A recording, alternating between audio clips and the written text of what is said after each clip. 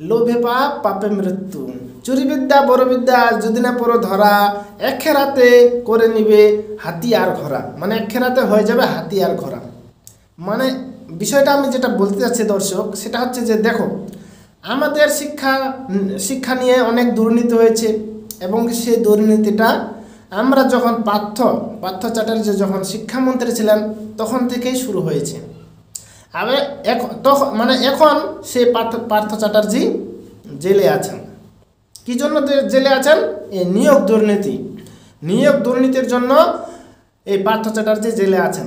তিনি অনেক লোকের কাছ থেকে এরকম টাকা নিয়েছেন, চাকরি বিক্রি করেছেন। চাকরি বিক্রি করা মানে কি? কোনো একটা যুবকের, কোনো একটা ছেলে মেয়ের ভবিষ্যৎ বিক্রি করা, তাই তো? কোনো একটা ছেলে মেয়ের ভবিষ্যৎ বিক্রি করা, সে ভবিষ্যৎটা বিক্রি করেছেন লাখ লাখ টাকার বিনিময়ে। এবং কি সেই লাখ লাখ টাকা জমিয়ে তিনি কিন্তু কোটি কোটি টাকা করেছেন। এটা আমরা দেখেছি, কোটি কোটি টাকা, মানে টাকার পাহাড় আমরা দেখেছি। তো এই যে টাকার পাহাড় করেছেন, কিন্তু সেটা কি উপভোগ করতে পারছে? এখন উপভোগ করতে পারছেন? ওই যে প্রথমে বললাম, লোভে পাপ পাপে মৃত্যু। মানে এই যে পার্থ চ্যাটার্জি লোভ করেছিলেন এবং সেই লোভের জন্যই আজকে জেল খাটতে হচ্ছে। সমস্ত পশ্চিমবাংলার মানুষ তাকে চোর বলছে, টাকা চোর বলছে, দুর্নীতি করেছেন, খারাপ ভাষায় গালিগালাজ করছে। এবং কি এই যে পার্থ চ্যাটার্জি, উনার জন্যই বা তার জন্যই কিন্তু আমাদের শিক্ষা ব্যবস্থাটা এতই নিচে নেমে গিয়েছিল যে গ্রাম থেকে শহর মানে গ্রাম বাংলার যে কোনো লোককে, ছোট হোক 10 বছরের, 15 বছরের, 20 বছরের, 18 বছরের, 40 বছরের, যে কোনো বয়সের কোনো ছেলেকে কিংবা মেয়েকে যদি জিজ্ঞাসা করা হয়, আচ্ছা বলো তো চাকরির জন্য কি সব থেকে দরকার, চাকরিটার জন্য কি সব থেকে দরকার, টাকা না পড়াশোনা? সঙ্গে সঙ্গে সে ছেলেটা কিংবা সে মেয়েটা কিংবা সে ব্যক্তিটা বলে দিত, চাকরির জন্য প্রথমে টাকা দরকার, কারণ টাকা ছাড়া চাকরি ফাঁকা, মানে চাকরি নাই। কারণ এখন যে ডিগ্রি হচ্ছে, ডুপ্লিকেট ডিগ্রি দিয়েও চাকরি হচ্ছে। মুক্ত বিদ্যালয় রয়েছে কিংবা টাকা দিয়ে সার্টিফিকেট নিচ্ছে, সেই সার্টিফিকেটটা দিয়ে অনেক লোকই চাকরি করছেন। তাহলে কি টাকা? তার জন্যই বলছি যে এমন অবস্থায় শিক্ষা ব্যবস্থাটা চলে গিয়েছিল এবং কি এখনও আছে, এখনও ঠিক হয়নি, এখনও ওরকমই পরিস্থিতি আছে। তবে আস্তে আস্তে কিছুটা হলেও শুধরাচ্ছে। তো এই পার্থ চ্যাটার্জির কথাই উদ্দেশ্যে আমি এই কথাগুলো বলছি। আরে সৎভাবে বাঁচো, দোষের আমরা দেখেছি যারা নেতা, তারা মুখে তো একদম মিষ্টি মিষ্টি কথা বলে মাইকের সামনে, সেই অনেক জনসংখ্যার মাঝে, কিন্তু ভিতরে ভিতরে তারাই আবার প্রবল দুর্নীতি, প্রবল করে।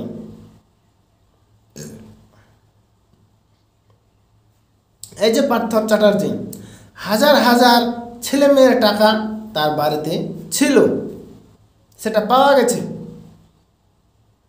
এবার ভুল তো করেছে পার্থ চ্যাটার্জি এবং কি পস্তাচ্ছে সমস্ত গ্রাম বাংলার ছেলে মেয়ে। ভুল করেছে পার্থ চ্যাটার্জি, তার প্রায়শ্চিত করছে সমস্ত গ্রাম বাংলার ছেলে মেয়ে। চাকরি পাচ্ছে না বা পড়াশোনার প্রতি টান নেই, চাকরি দিয়েই তো টাকা হচ্ছে, ফালতু পরে কী লাভ? 10-12 লাখ টাকা আমি কোথায় পাবো, আর চাকরি বা কীভাবে করব? এই ধারণাটা চলে আসছে। তার ফলে কি পড়াশোনা ছেড়ে দিচ্ছে, ওই মাধ্যমিক উচ্চ মাধ্যমিক কোনো রকম পড়ছে, বাইরে চলে যাচ্ছে কাজ করতে, ব্যাস। শুধুমাত্র এই সম্পূর্ণটা দায়ী হচ্ছে যারা শিক্ষা নিয়োগে দুর্নীতি করেছেন। পার্থ চ্যাটার্জি তো এখানে আছেই, পার্থ চ্যাটার্জির সঙ্গে সঙ্গে আরও এরকম অসংখ্য লোক আছে, অসংখ্য নেতা আছে, কুন্তল ঘোষ, তারপর শান্তানু, মানে অনেকেই জেল আছে, মানে জেল হেফাজতে ধরা পড়েছে, দুর্নীতি করেছে।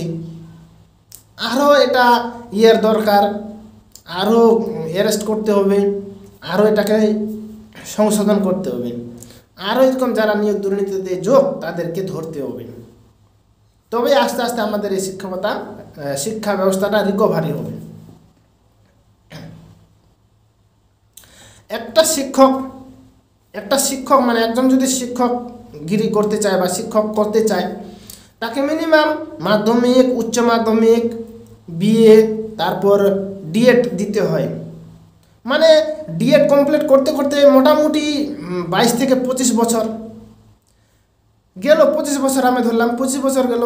তারপরে আবার এই যে ডিএড যেটা টেট আর কি, সেটা বছরে বছরে হয় না, সেটা 3 বছর, 4 বছর, 5 বছর পরে পরে হয়।